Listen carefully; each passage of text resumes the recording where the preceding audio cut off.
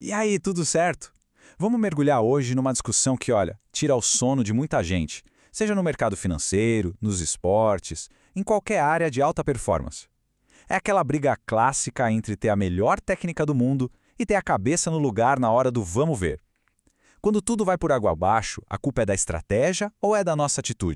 Então, vamos começar com a pergunta que vale US$ 1 milhão, né? Por que uma pessoa, mesmo sabendo tudo de técnica, tendo um conhecimento impecável, continua patinando, com resultados que sobem e descem sem parar? De onde vem aquela hesitação, aquele medo que aparece bem na hora H e sabota a melhor análise do mundo? É essa frustração que a gente vai desvendar hoje. E tudo geralmente começa aqui, num lugar que infelizmente é bem conhecido por muitos, o famoso ciclo da frustração. Sabe aquele momento doloroso logo depois de uma perda? Quando a nossa primeira reação não é aprender, e sim procurar um culpado? Tenta puxar pela memória. A última vez que uma operação deu errado, qual foi o sentimento que bateu? Se foi raiva do mercado, aquela sensação de ter sido traído, ou uma frustração profunda. Saiba que essa é uma reação super comum. Mas e aqui que está o pulo do gato? Essa reação emocional toda é, na verdade, um sintoma de algo bem mais fundo. E essa citação aqui, ela resume tudo de forma brutalmente honesta. Sentir raiva do mercado é o sinal mais claro de que a responsabilidade não foi assumida. É como se a gente estivesse gritando: "Ei, mercado, você me deve alguma coisa, você me enganou." E essa mentalidade, essa briga, impede qualquer tipo de aprendizado de verdade. Tá, e o que acontece depois dessa dor emocional toda? A pessoa geralmente cai no que a gente pode chamar de armadilha da análise. A solução parece óbvia, né? Para evitar a dor, eu preciso saber mais, prever mais, controlar mais o mercado. Só que não. Agora, olha que interessante isso aqui. De um lado, a gente tem a crença: se eu botar mais indicadores, aprender mais uns 50 padrões, tentar adivinhar o próximo movimento, aí sim eu vou ficar seguro. Só que a realidade que está ali do outro lado é outra história. O medo continua lá, firme e forte. A hesitação na hora de clicar o botão não vai embora. E as perdas, bom, elas continuam acontecendo. Mas por quê? Simplesmente porque o problema nunca foi a falta de conhecimento técnico. A raiz da dor não é a perda do dinheiro em si, mas sim as nossas expectativas que foram frustradas. Aprender mais uma teoria sobre o mercado não vai curar o medo de errar ou o pavor de perder. A questão é interna, é dentro da nossa cabeça. E é exatamente aqui que a nossa conversa tem um ponto de virada. É o momento em que a gente para de olhar para o gráfico como se ele fosse um inimigo e começa a enxergar ele de uma forma completamente diferente, como um espelho. Essa ideia aqui é transformadora. Para e pensa um pouco. O mercado não tem o poder de te deixar com medo, ou eufórico, ou frustrado. Ele é neutro. Ele simplesmente funciona como um espelho gigante que reflete de volta o estado mental que já existe dentro da gente. O medo já estava aí. O mercado só jogou uma luz em cima dele. Então, vamos quebrar essa relação tóxica. Primeiro ponto, e anota aí: o mercado não é seu inimigo. Ele não está de madrugada planejando um jeito de tirar o seu dinheiro. Ele não tem intenções pessoais contra ninguém.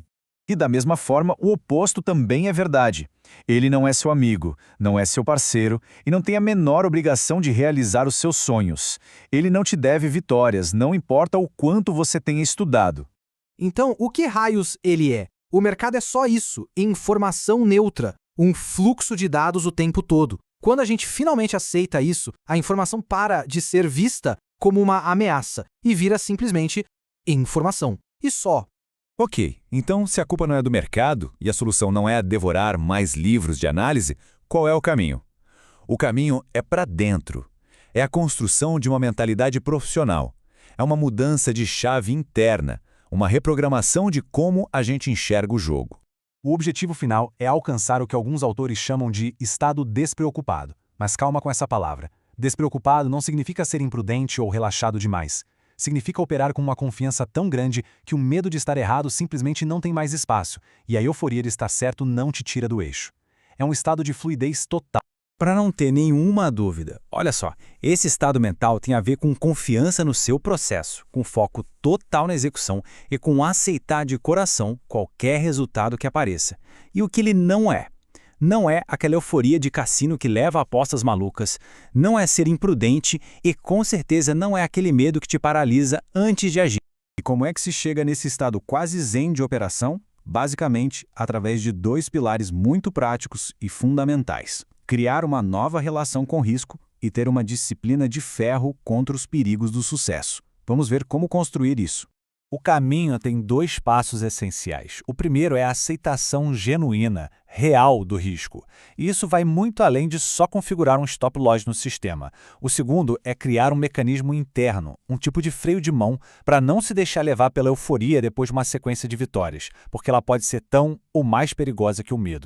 Vamos fundo nesse primeiro passo. Aceitar o risco de verdade significa pensar no pior cenário, naquela perda que você definiu, antes mesmo de apertar o botão, e ficar genuinamente em paz com essa possibilidade.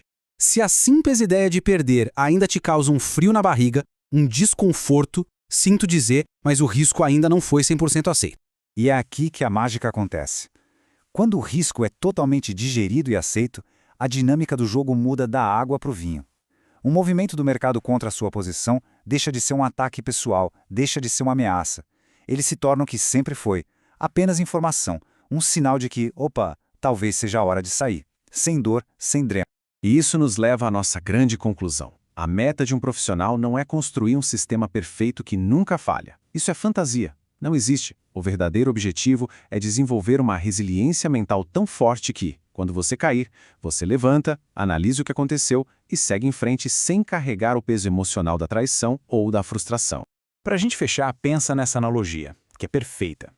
O amador, quando cai de bicicleta, ele culpa a gravidade, o buraco no asfalto, a própria bicicleta. Ele procura uma desculpa fora dele. Já o profissional, ele entende que a gravidade é uma regra do jogo e não dá para negociar com ela. Ele assume 100% da responsabilidade pelo seu equilíbrio, pela sua atitude. Ele sabe que vai cair e entende que cada tombo não é um fracasso, é só parte do custo, do aprendizado para conseguir andar. E aí fica a pergunta no ar. Quem está no controle do seu equilíbrio?